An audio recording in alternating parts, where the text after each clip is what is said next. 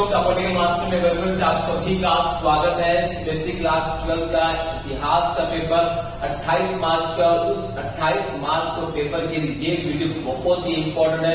So please and तक जरूर देखें, क्योंकि इस वीडियो में आप सभी को पता चलेगा कि कैसे क्वेश्चन सीबीएसई आपसे पूछने वाली है, पैटर्न क्या होने वाला और आपको आंसर कैसे देने हैं। तो चलिए इस वीडियो को शुरू करते हैं। और इस वीडियो को शुरू करने से पहले आप सभी से एक छोटी सी रिक्वेस्ट है कि चैनल को जरूर सब्सक्राइब कर लीजिएगा, बेल आइकन को भी प्रेस कर लीजिए। तो यहाँ पर देख सकते हैं सीबीएसई ने केंद्रीय माध्यमिक शिक्षा बोर्ड के इतिहास का जो सैंपल पेपर जारी किया है, अंक योजना जो जारी की है, वो कैसे हमें उत्तर देना है, किस प्रकार से उत्तर लेना है, सब कुछ आपको इस वीडियो में पता चलने वाला है। यहाँ पर आप देख सकते हैं कि आपके पेपर में जो टोटल क्वेश्चन आने वाले हैं तो क्वेश्चन है 34 यानी 34 क्वेश्चन आपके पेपर में आने वाले हैं, जिसमें 1 से 21 तक यानी एक प्रश्न नंबर 1 से लेकर 21 तक जो है वो 1 अंक वाले होंगे, 22 से लेकर 27 तक जो 3 अंक वाले होंगे और 28 से लेकर 30 तक जो 8 अंक वाले क्वेश्चन यहाँ पर आपसे पूछे जाएंगे। उसके बाद अध्यास वाले और जो है आपको मैथ जो पूछा जाएगा। यहाँ पर देखते हैं कि कैसे क्वेश्चन पूछे गए। सबसे पहला क्वेश्चन है खिलाफत आंदोलन की मुख्य मांग क्या थी। तो खिलाफत आंदोलन की जो सबसे बड़ी मांग तो थी तुर्की के खलीफा की पुनर्स्थापना। क्या मांग थी? तुर्की के खलीफा की पुनर्स्थापना करना खिलाफत आंदोलन की प्रमुख मांग जो है थी। और खिलाफत आंदोलन की शुरुआत किसने की थी? तो अली बंधुओं ने की थी। इसमें मौलाना मोहम्मद अली और शौकत अली शामिल थे। 1919 में खिलाफत आंदोलन की शुरुआत की गई थी। इस तरह से सवाल पूछे गए हैं। अगला जो क्वेश्चन हुआ है कि निम्नलिखित में से किस मुद्दे ने 1857 के विद्रोह के प्रसार में मदद नहीं की। वो कौन सा मुद्दा है जिसने 1857 के विद्रोह के प्रसार में मदद नहीं की थी? वह है भारतीय महिलाओं के अपमान ने। तो 1857 के विद्रोह के प्रसार में भारतीय महिलाओं के अपमान वाले मुद्दे ने मदद नहीं की, जबकि कारतूसी मुद्दे ने मदद की थी। भारतीयों के ईसाई धर्म में परिवर्तन ने मदद की थी। और आर्टिक हड्डी का चूल्हा बनाना, क्योंकि ब्रिटिश सरकार द्वारा जिस प्रकार से एनफील्ड राइफल्स का प्रयोग किया गया था और उस एनफील्ड राइफल में ये अफवाह फैली थी कि उसको ब्रिटिश सरकार ने गाय और सुअर की चर्बी का मिला रखा, क्योंकि जो उस राइफल में जो कारतूस लगता था उस कारतूस को दांत से खींचना पड़ता था। इस तरीके से जो है क्वेश्चन आपसे पूछे गए हैं। क्वेश्चन बताना कि निम्नलिखित में से कौन सातवाहन वंश का सबसे प्रसिद्ध शासक था। तो सातवाहन वंश का जो सबसे प्रसिद्ध शासक है वो है गौतमीपुत्र श्री सतकर्णी। ये तो सातवाहन वंश का सबसे प्रसिद्ध शासक है। इसी प्रकार से आपसे चित्र से संबंधित क्वेश्चन पूछा जाएगा। यहाँ पे जो पूछा गया सीबीएसई वाला, चित्र की पहचान नीचे दिए गए विकल्पों में से कीजिए। तो कौन सी चित्र जो है महाभारत के एक दृश्य को दर्शाती हुई जो है मृण मूर्ति है। इस तरह से सवाल आपसे पेपर में पूछे जाएंगे। इसी प्रकार से क्वेश्चन जो है दृष्टिबाधित बच्चों के लिए है। क्वेश्चन नंबर 6 जो फिर यहाँ देख सकते हैं दिए गए विकल्पों में से सही विकल्प चुनकर रिक्त स्थान की पूर्ति कीजिए। तो अशोक ने अपनी यात्रा की याद में क्या बनाया? लुम्बिनी में एक स्तंभ का निर्माण करा। तो अशोक ने अपनी यात्रा की याद में लुम्बिनी में क्या बनाया था? एक जो है स्तंभ का निर्माण करवाया था। क्वेश्चन नंबर 6 हड़प्पा सभ्यता के संदर्भ में निम्नलिखित कथनों में से सही कथन की पहचान कर सही विकल्प चुनना है। तो हड़प्पा से संबंधित कथन दिए गए, इसका सबसे अनूठा पहलू शहरी केंद्रों का विकास था।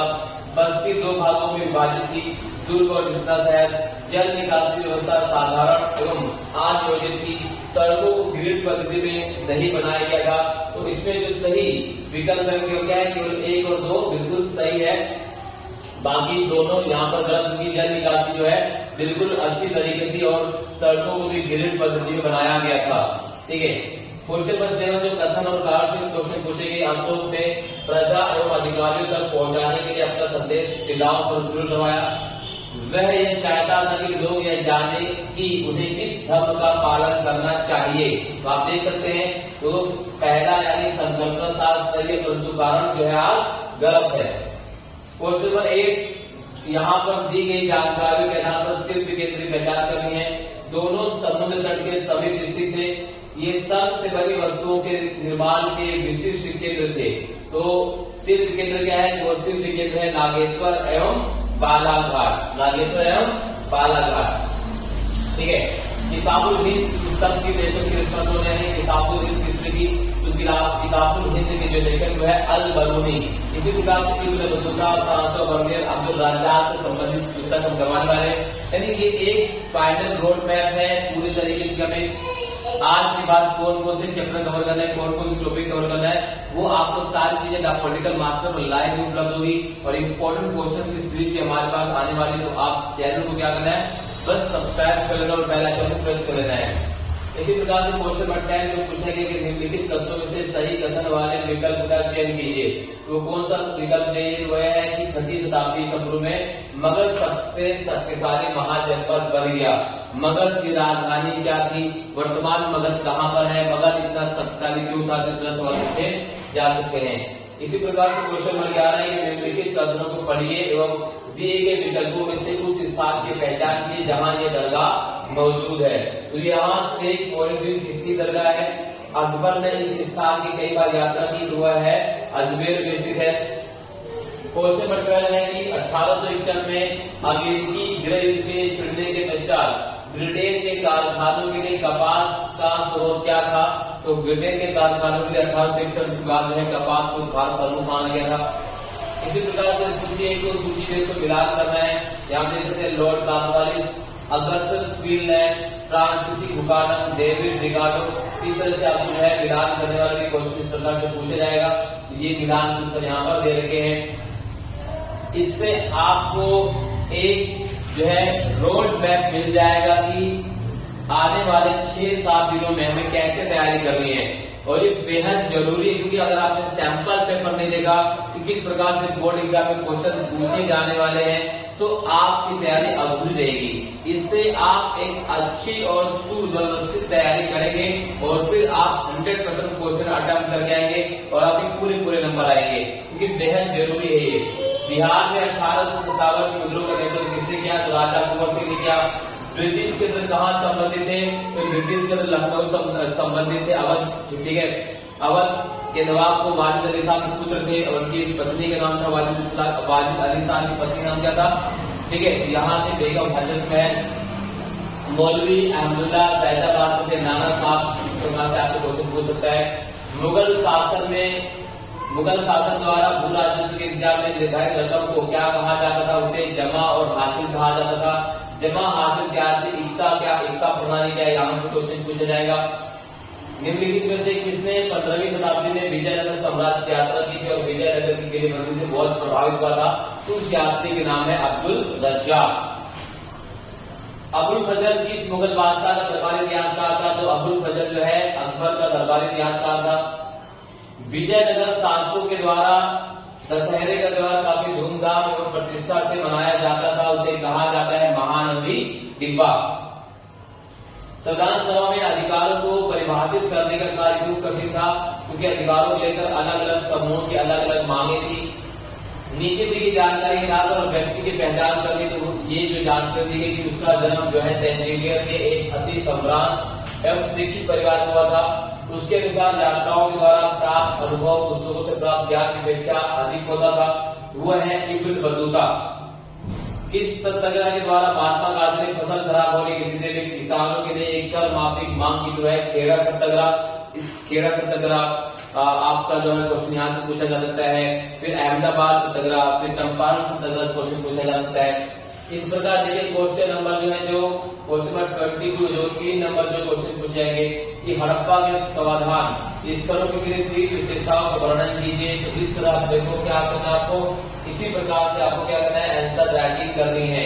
इसमें कोई 3 बिंदु आपको लेने हैं, उसको एक्सप्लेन कर देना है, ठीक है।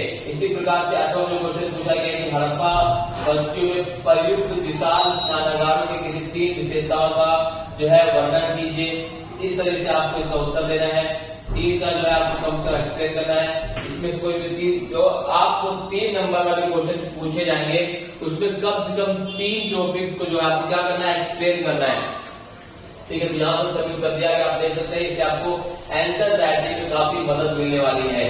क्वेश्चन नंबर 23, भारत के राजनीतिक एवं आर्थिक इतिहास को समझने में अभिलेखीय साक्ष्यों की सीमाओं की आलोचनात्मक परख कीजिए। तो अभिलेखीय साक्ष्यों की सीमा की आलोचनात्मक परख कीजिए। यहाँ पर देखिए, यहाँ पर सभी पॉइंट दिए गए कि कई हजार में प्राप्त हुए, लेकिन ना तो सभी के अर्थ निकाले जा सकते और ना ही प्रकाशित या उनके अनुवाद किए जा सके हैं। इनके अतिरिक्त और अनेक अभिलेख रहे होंगे जो कलात्मक में सुरक्षित नहीं बचे हैं। अभिलेख हमेशा उन्हीं व्यक्तियों के विचार व्यक्त करते हैं जो उन्हें बनवाते हैं। इस तरीके से क्वेश्चन कई बार बदल के पूछा जाता है कि आज जो अभिलेख है, जो अभिलेख मिले हुए हैं, उन्हें पढ़ना इतना कठिन क्यों है, इस तरह से सवाल पूछे जा सकते हैं। इसी प्रकार से क्वेश्चन नंबर 24, 14वीं शताब्दी के दौरान भारत में संचार की एक अनूठी प्रणाली थी, इब्न बतूता के कथन की परख कीजिए। तो संचार की जो प्रणाली थी, इब्न बतूता का पैटर्न आपके व्यवस्था संबंधी बहुत सारी चीजें बताई है। ठीक है, अस्वडाक उलूक, ये सारे क्वेश्चन यहाँ से पूछे गए, आप यहाँ से स्क्रीनशॉट ले सकते हैं। इसी प्रकार से जो है क्वेश्चन आपके पेपर में आने वाले हैं। ठीक है, अब देखिए क्वेश्चन नंबर 25, विजयनगर साम्राज्य में लागू किए गए अमरनायक व्यवस्था की विशेषताओं का विश्लेषण कीजिए। तो अमरनायक प्रणाली विजयनगर साम्राज्य की प्रमुख राजनीतिक खोज थी। ऐसा प्रतीत होता है कि इस प्रणाली के कई तत्व जो है दिल्ली सल्तनत की एकता प्रणाली से लिए गए थे। ये सीबीएसई का सैंपल पेपर जो ऑफिशियल है, इसी टाइप के क्वेश्चन आपके पेपर में पूछे जाएंगे और आपको इसी प्रकार से आंसर भी आपको देना है। क्वेश्चन नंबर 26, वर्तमान में की एक नीलामी घटना जो विशाल सार्वजनिक समारोह थी में एक अजीब पेशदार कथन की परख कीजिए। मोस्ट इम्पोर्टेंट क्वेश्चन में से एक ये इस तरह से आपको ये कवर करनी है। इसके अलावा देखिए क्वेश्चन नंबर जो है 27 है, 1857 की क्रांति के पूर्व के वर्षों में भारतीय सिपाहियों जब उनके वरिष्ठ अंग्रेज अधिकारियों के संबंधों में महत्वपूर्ण बदलाव आए थे, उदाहरणों के द्वारा कथन की पुष्टि कीजिए।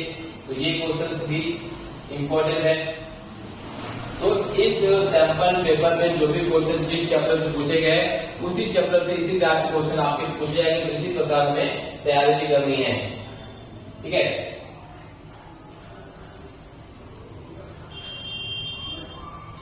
अगला देखिए, ये गिलास फल चेरी एक दिन हमारे ही मुंह में आकर गिरेगा, ये किसने कहा था? तो ये मोस्ट इम्पोर्टेंट क्वेश्चन है। उन घटनाओं का क्रमवार वर्णन कीजिए जिसके कारण चेरी आखिरकार ब्रिटिश शासकों के मुंह में गिर गया। तो ये बहुत ही इंपॉर्टेंट क्वेश्चन है, मोस्ट इम्पोर्टेंट क्वेश्चन है 1857 के स्वतंत्रता संग्राम वाले चैप्टर से। ये क्वेश्चन मोस्ट इम्पोर्टेंट है। क्लियर, आप इसका स्क्रीनशॉट भी ले सकते हैं। इसी प्रकार देखिए 8 नंबर जो क्वेश्चन है, आरंभिक समाजों की सामाजिक प्रथाओं एवं मानदंडों के अध्ययन में इतिहासकारों के लिए महाभारत एक अमूल्य स्रोत है, कथन की पुष्टि कीजिए। इस तरह से 8 नंबर के जो क्वेश्चन महाभारत से 100% आने वाले महाभारत जो चैप्टर है, वहां से 8 नंबर वाला क्वेश्चन आपसे पूछा ही जाएगा। तो सभी इंपॉर्टेंट क्वेश्चन हम आपको करवाएंगे हमारे सेशन में। चैनल को सब्सक्राइब कर लेना है, बेल आइकन को प्रेस कर लेना है। किन्हीं 8 नंबरों का वर्णन जो है करना है। ग्रंथों का विश्लेषण करते समय इतिहास की तत्व विचार करते हैं। महाभारत के संदर्भ में इसकी व्याख्या कीजिए। ठीक है, तो ये सभी चीजें यहाँ पे समाहित हैं सीबीएसई के सैंपल पेपर में।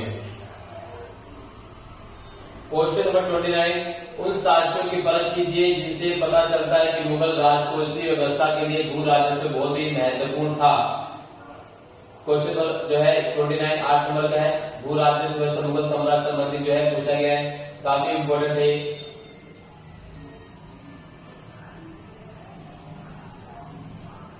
इसी प्रकार देखिए कि मुगल कालीन कृषि समाज में जमींदारों की स्थिति की व्याख्या कीजिए। अथवा जो क्वेश्चन पूछा गया है, मुगल कालीन समाज में जमींदारों की क्या स्थिति थी, तो ये क्वेश्चन वास्तव में काफी इंपॉर्टेंट है। आप इसका जो स्क्रीनशॉट ले सकते हैं।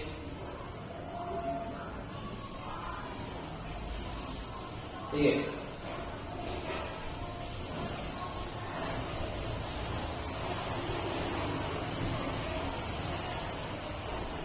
अगला है भारत छोड़ो आंदोलन वास्तव में एक जन आंदोलन था, कथन को न्याय संगत कीजिए। भारत छोड़ो आंदोलन के क्वेश्चन 1942 जो भारत छोड़ो आंदोलन शुरू किया गया था।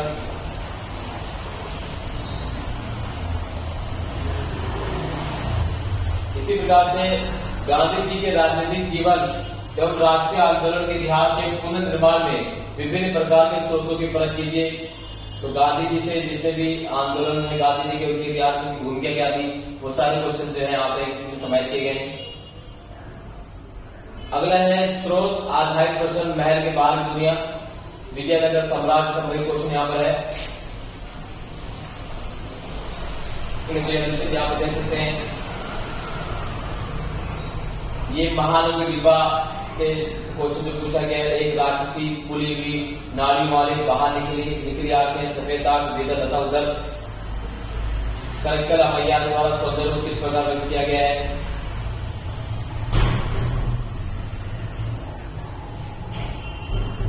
इसके अलावा देख सकते हैं स्रोत अंग्रेज तो चले गए मगर जाते हैं शराब कभी हो गए, सरदार वल्लभ भाई पटेल ने कहा था।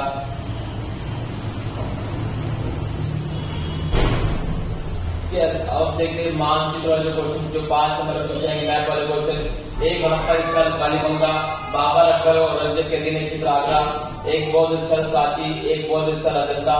तो मानचित्र वाले क्वेश्चन यहाँ पे दिए गए, ठीक है। तो मानचित्र आधारित पेपर में जो सवाल पूछेंगे वो सारे क्वेश्चन यहाँ पर दिए गए हैं।